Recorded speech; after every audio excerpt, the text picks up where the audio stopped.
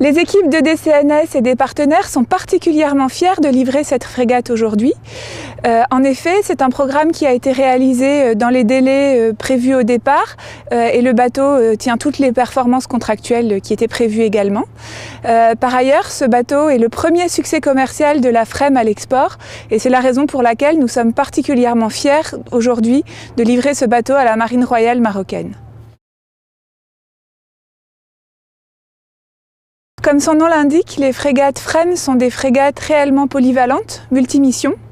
Elles ont des capacités à la fois dans le domaine anti-aérien, dans le domaine anti-surface et dans le domaine anti-sous-marin. En ce qui concerne la frégate Mohamed VI que nous livrons aujourd'hui, cette frégate a des capacités anti-sous-marines encore accrues, de même que la frégate Aquitaine qui a été livrée à la marine française en 2012.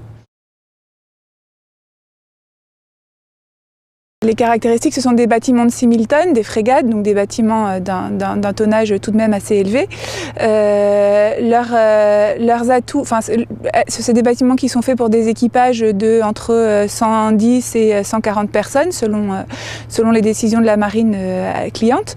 Leurs points forts, d'abord, ce sont des frégates du 21e siècle, avec un système de combat du 21e siècle très intégré, très performant. Ensuite, et c'est un peu une marque des CNS, ce sont des bâtiments qui ont des capacités très performantes en termes de furtivité. Ce sont des bâtiments optimisés pour la signature équivalente radar, comme les navires que fait DCNS depuis quelques années. Mais ce sont également des navires extrêmement silencieux du point de vue de la discrétion acoustique. En particulier, on peut citer le mode de propulsion Code-Log, avec des moteurs électriques qui propulsent le bateau lorsqu'il doit être silencieux, et une turbine à gaz qui prend le relais lorsque des vitesses plus élevées doivent être obtenues. Ce sont des navires qui ont été conçus en CAO 3D comme les navires de DCNS précédents d'ailleurs, mais pour lesquels nous avons porté un accent très particulier sur les capacités à maintenir le navire.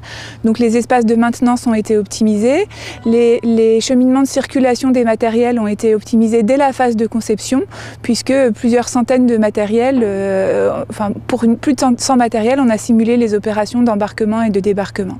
D'ailleurs, la frégate Aquitaine qui a été livrée à la marine française en novembre 2012 est déjà en entretien depuis 15 mois maintenant et les optimisations qui ont été faites en phase de conception se sont révélées effectivement utiles lors de cette première année de soutien pour la frégate Aquitaine. Ce navire sera le plus grand navire de la marine royale marocaine. Nous sommes donc particulièrement fiers de la confiance que nous a fait le Maroc en achetant ce bateau. Et nous sommes fiers également du nom de Mohamed VI qui lui a été donné par la marine royale marocaine.